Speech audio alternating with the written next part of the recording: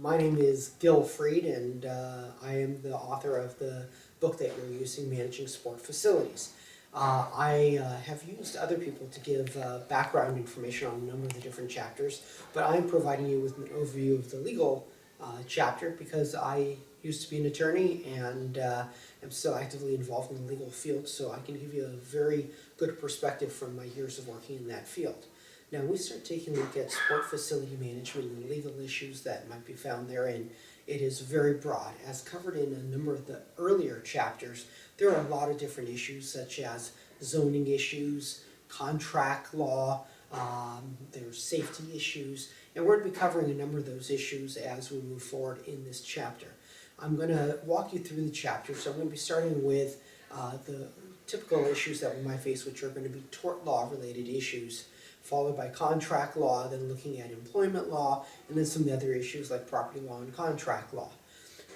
This by no means is an exhaustive overview of every legal issue. We're not covering tax issues as an example. We're not covering bond issuance issues. We're not necessarily looking at all the different insurance issues. There are a lot of different issues. This is just designed to give you a broad overview of some of the different things that we see. Now, in terms of tort law, there are both intentional torts and unintentional torts. Intentional torts are things such as assault and battery, intentional infliction of emotional distress, defamation, those type of claims. The one that you're going to see most frequently is a negligent claim, which is an unintentional tort. There are 4 elements of a negligence claim.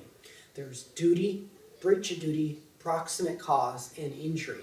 When we start taking a look at these elements, it's important to have a context that this is all associated with what are the best practices to make sure your facility is safe as possible. So when we look at duties, you have a duty to provide a safe facility. Now that is a safe facility for people that go to attend an event, as well as a safe facility for those that are participating in an event. You also have a duty to provide a reasonable matching of opponents, reasonable equipment, things like that. So if you have a facility that has a leaky roof and the water lands on a basketball court as an example, and someone could trip and fall and get injured based upon the puddle of water, then you've breached the duty to provide a safe facility. So you have your duty, you have your breach of duty, which is failing to act in a reasonable manner. Then you have proximate cause. If the injury is directly caused by your breach of a duty, then you can be held liable. And in fact, there has to be an injury. This is the first element that we look at in a negligence claim. The second element that we start taking a look at in a negligence claim is the status of the people involved. There could be a wide variety of different statuses for both participants as well as the people that are putting on the event. So if the event is being put on by a government entity as an example, then you might have government immunity that provides protection for the government from potential lawsuits for their simple acts of negligence. There is also nonprofit immunity for a number of different organizations as well. You also look at the status of the people involved. If they are kids, as an example, they might not be able to assume the same amount of risk or the same risk issues as you might see with, for example, adults. Also, if there are seniors involved, they might have other risks that you might not see with the standard adults as well. The third element that we start taking a look at, when we look at the broader array of negligence issues, are the defenses. So we look at the 4 basic elements of negligence: duty, breach duty, proximate cause, and injury. Then we look at the status of the person. Then we look at defenses. In terms of defenses, there's assumption of risk, there's contributory negligence, comparative negligence, act of God, not having one of the negligent issues, such as not having a duty, not having the breach of duty, not having proximate cause, or not having an injury. The assumption of risk is primarily the one that we see in sports, is that if you're participating in a sport-related activity and you get injured by a normal risk in that sport, then you should not be able to recover, or you should recover less amount of money.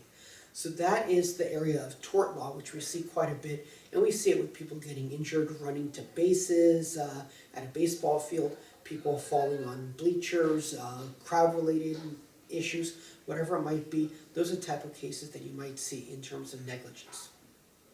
The next area we're going to be looking at is contract law. There are 4 elements for a valid contract. A contract, you need an agreement. That includes the offer and acceptance and what we call a meeting of the mind. So that way every party knows what they're negotiating for and with. So you need an agreement, you need consideration, you need capacity and legality. So let me go over those again. Agreement is, I agree to paint your house for $100. If you say yes, then we have an agreement. If you say, well, I want you to do it for $90, then you've given me a counteroffer. We don't have an agreement yet. Now it's up to me to decide if I want to accept that contract or not. The next issue we have is consideration. Consideration is an exchange of value. The parties have to agree that we're in exchange of value. I'm going to give you something, you're going to give me something in exchange. If you go to a store and buy a Coke as an example, they give you the Coke bottle, you give them $1, that is the consideration, that is the exchange of value. You also have to have capacity. Capacity is the legal ability to enter into a contract. That can cover a wide variety of different issues, such as how old you are. Are you insane? I'm not talking about insane that you're crazy because your friends say you're crazy. I'm talking about insane where a court has certified you as insane. Also, if you're intoxicated or on drugs, you might not have the capacity to enter into a contract.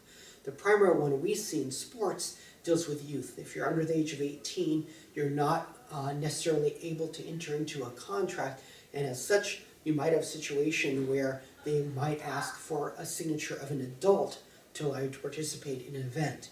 This is often seen in what we call consents and waivers that might be completed to participate in an event. The last area that we have in terms of elements of a valid contract is a concept of legality. You cannot have a contract for an illegal activity. So if someone is buying a scalp ticket, let's say, at a stadium, that is not, if scalping is illegal in that jurisdiction, then that contract will not be enforceable under the law. And if you want to back out of that deal because you paid too much for a ticket and it ends up being a fake ticket or something like that, you cannot go back and sue them because the contract was illegal from the very beginning. Other issues that you might see in the sport facility context include employment law. That relates from everything from unionization to non-discrimination, whether it's the Civil Rights Act, whether it's sexual harassment, sexual abuse issues, whether it's discrimination based on age with the Age Discrimination Employment Act, whether it's discrimination based upon your ability to move or to engage in one or more major life activities as covered by the American with Disabilities Act. Whatever it is, there are a number of different statutes as well as legal issues that can arise when you employ individuals. For example, do you pay them minimum wage? How much do you pay them? How many hours can they work a week? What are the safety issues in the workplace? Those are the types of issues that can arise in any given stadium on any given day, as well as any other sport facility. And this can be complicated by the fact that some jurisdictions have union contracts that apply to a sporting facility. In that case, you can have a lot of different issues that arise in terms of what do you do when you have a dispute? How do you handle grievances? Who is the bargaining authority, and what can you do to change job descriptions? Those are typical issues that you see on the employment side. Lastly, I'm going to touch on constitutional law. And we start taking a look at constitutional law. There are a number of different constitutional issues, but the first thing we always take a look at is, are you a state actor? If you are a private facility, such as Patriots Place, the Constitution does not apply to you.